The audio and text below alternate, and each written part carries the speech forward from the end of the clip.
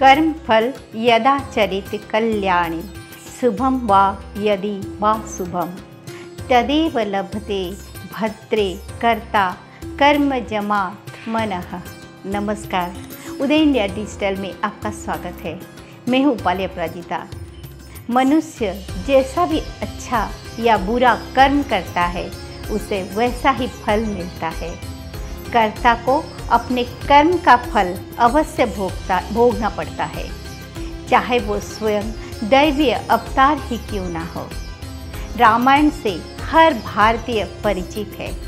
श्री राम और माता सीता की कथा सबको हजारों साल से प्रेरणा दे रहे हैं, लेकिन रामायण में माँ सीता का चरित्र हर किसी के मन में प्रश्न खड़ा करता है।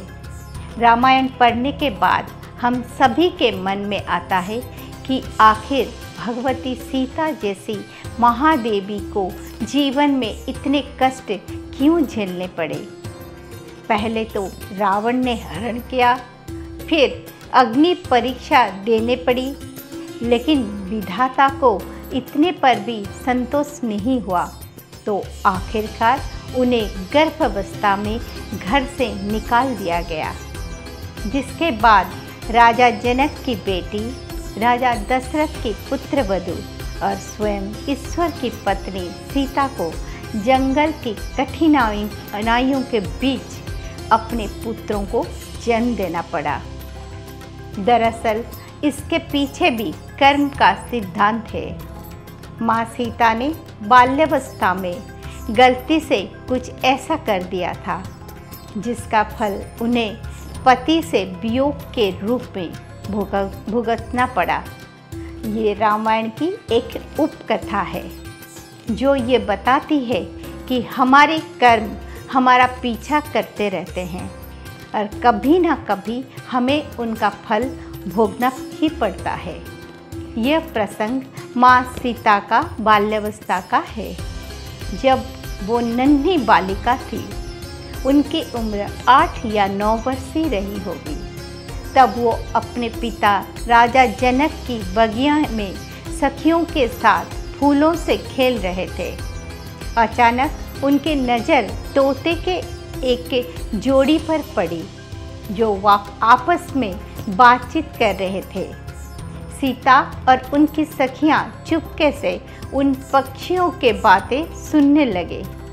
तोता अपनी पत्नी यानी तोती को बता रहा था कि वो जंगल में महर्षि वाल्मीकि के आश्रम से होकर आया है, जहां उन्होंने रामायण नाम के अद्भुत ग्रंथ की रचना की रहे हैं, जिसमें लिखा है कि अयोध्या नगरी के राम नाम के राजकुमार से इस सुंदर राजकुमारी सीता का विवाह होगा।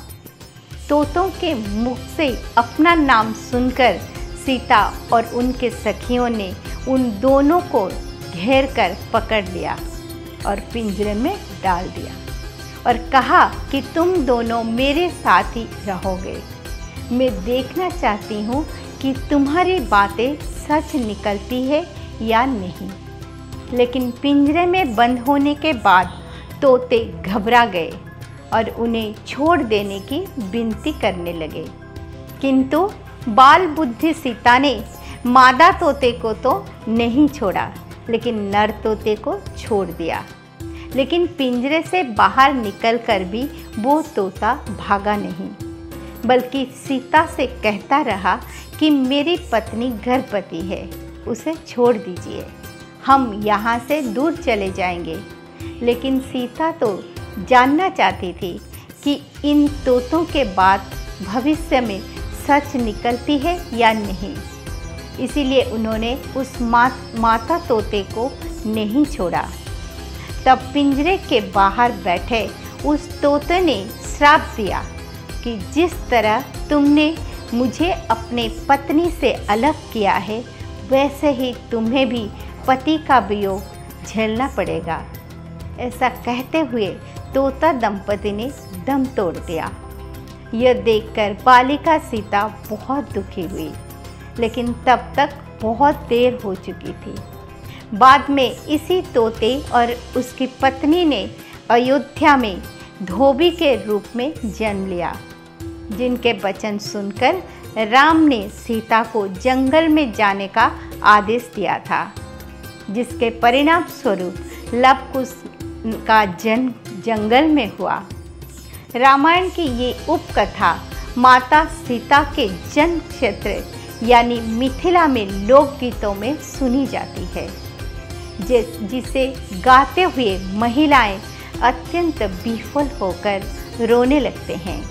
इस कथा का संदेश यही है, किसी भी जीव को सताने का परिणाम बहुत बुरा होता है, चाहे वो कार्य अनजाने में हो या क्यों ना हो।